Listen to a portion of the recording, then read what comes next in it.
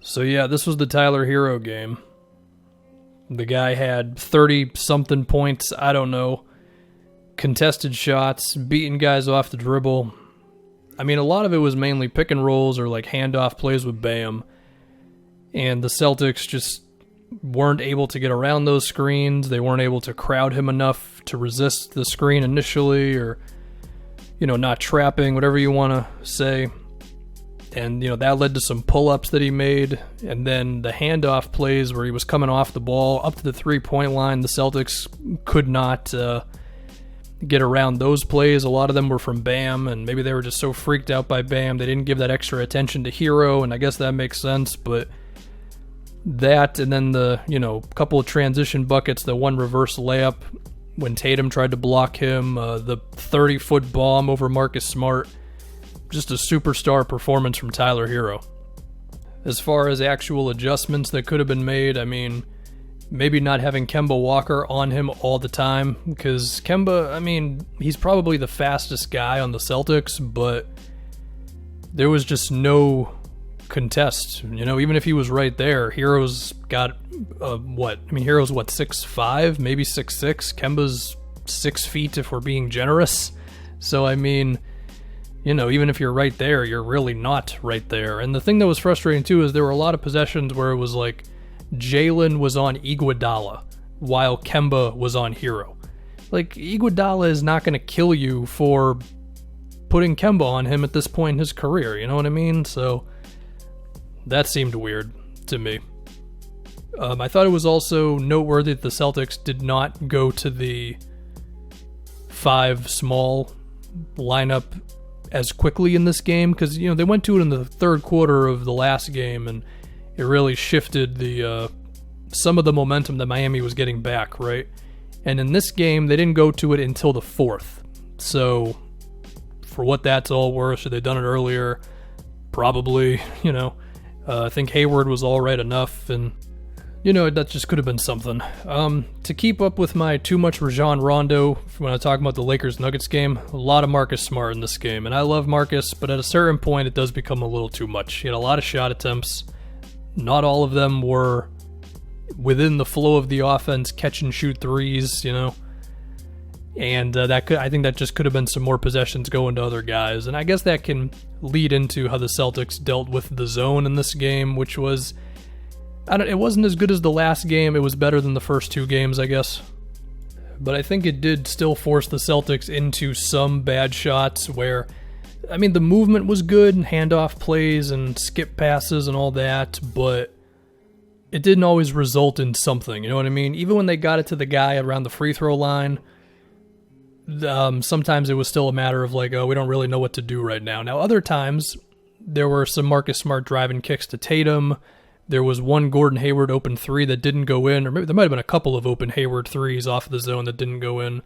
My favorite play for them against the zone was an alley-oop to Jalen from Marcus on the opposite elbow. It was like to the right side of the basket. It was a pretty good play. But still, Miami, they did enough. They did more than they did in the last game to slow down the Celtics offense, and it was mainly seen through the turnovers, right? Where there were a decent amount of possessions where a Celtic was looking to drive into the zone, and guys would just collapse on him, and then he tries to pass to the guy closest to him, but then that guy's... Well, I guess no guy has a singular defender in the zone, but the guy that's... maybe it's like Dragic who's near Hayward or something, right? Dragic would be able to just tip the pass, and then Miami can get going in transition. Do I blame Brad for some of that? Yeah, sure.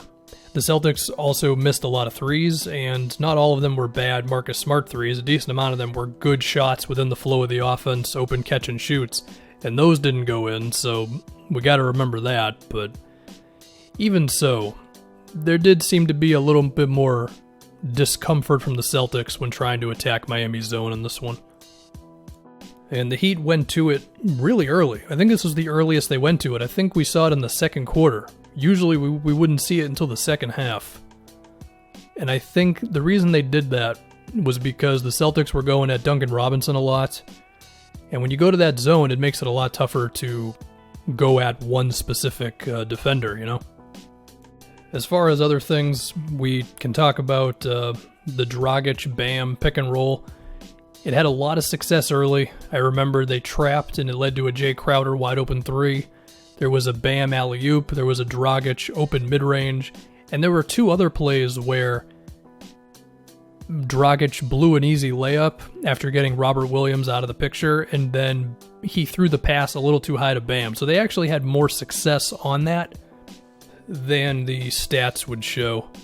As far as later on, I think the Celtics were switching a little bit more, and this was partially why I thought they might go to the small lineup, their 5 best players, earlier, because it would allow you to switch more often. But, you know, to talk about Bam now, I mean, some of it was like a handoff play, and then they might give more attention to the ball handler, or the guy Bam gave the ball to, and then Bam rolls off of that, or it could have been the Dragic stuff, or an offensive rebound, or there was a play late where, just in the flow of Miami's offense and the Celtics switching everything, Kemba ended up on Bam, because I think they trapped an initial motion. But even besides all that, again, you can do all that stuff on Bam, but then it seems like they're just finding ways to foul him and get him back to the line and all that. But I think the heart of all this, like as I say about all the Bam stuff, it's like Bam is really, really good. You know, like he's good enough to have a counter to kind of anything you do against him. I mean, hell, he had some fadeaway 13-footer or something very early on in the game, and when he made that, I just had this moment of like, oh wow, eventually this guy is actually going to be impossible to defend one day. And then past that, you know, past the Dragic, Bam, Herro stuff, we talk about how Jimmy was in this game.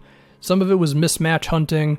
Some of it was just creating a little bit of space for a tough mid-ranger over Daniel Tice, or just beating Jalen in a one-on-one. It seems like sometimes Jimmy almost operates outside of the rest of the offense for Miami, and then he just picks his spot to be like, all right, I'm gonna make the offense really simple right now, but if it works, then, you know, it's fine. Was the Celtics defense bad on Jimmy in this game? I don't remember for a fact. I do remember the possessions where Kemba would end up switched onto him, but I also feel like there were just some times where Jimmy just kind of made a tough shot over somebody, or you know, again, like took a good defender one-on-one, and it's like, well, I don't know. I mean, I guess you could have left Iguodala open again if you really wanted to, but at a certain point, it's just a matter of like, you know, can we get a good contest on Jimmy and not foul him and hope for the best? And sometimes he's still going to beat you on that. And when that's happening and Tyler Herro is also going off and hitting 30-footers, then yeah, you're going to lose. What do I talk about with the Celtics offense besides the zone and besides Marcus Smart taking too many shots? I mean, you know, Tatum ended up having a pretty damn good game. It was a bad first half, but his second half was pretty awesome. I don't know, it's like, I don't think the Celtics offense was great tonight, but I don't think you're going to get that from looking at a lot of the stats, besides turnovers. They had 19 turnovers. Yeah, I guess that would be it, because, you know, like overall, 48 from the field, 35 from 3, 81 from the free throw line. And, I mean, Tatum with 28, Kemba with 20, Jalen with 21, Hayward with 14. Like, it's really Marcus Smart missed some shots, and they turned the ball over a lot, if you want to just compress it down to a few things. And again, to talk about why they turned it over so much, I think it was a lot of dribbling into the zone and then kind of being like, oh crap, what do I do now? So what happens in the rest of the series? Well, obviously they got to win 3 in a row now. The one thing they can hang their hats on, the Celtics, is that Miami has not blown them out in any of these games. They've all been very close and all that crap, but they've still lost 3 games to these guys. So, I mean, do you just lean into the things you've done more in terms of Marcus on Dragic, switching, and I mean, try to recapture that energy from last game against the zone and go at Duncan Robinson, hope that Tyler Herro doesn't drop 33 on you again. He finished with 37, I should say. But even then, like, I don't think Kemba on Herro is going to work. I do not think that's going to work at all. You know, if Iguodala's in there, you put Kemba on him. If Crowder's in there, it's Kemba on him. And you might just have to have Jalen stay on Herro or whatever.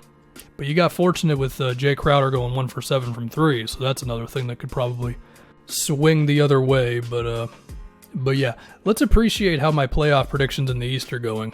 Predicted Raptors over Celtics, that was wrong. Bucks overheat, that was wrong. Predicted Celtics overheat, probably going to be wrong. So, for all the nice people on Twitter who say that I know what I'm talking about with this basketball stuff, this is the type of stuff that makes me doubt myself. But anyway, like and subscribe if you want to. I'm going to go cry, and that's that.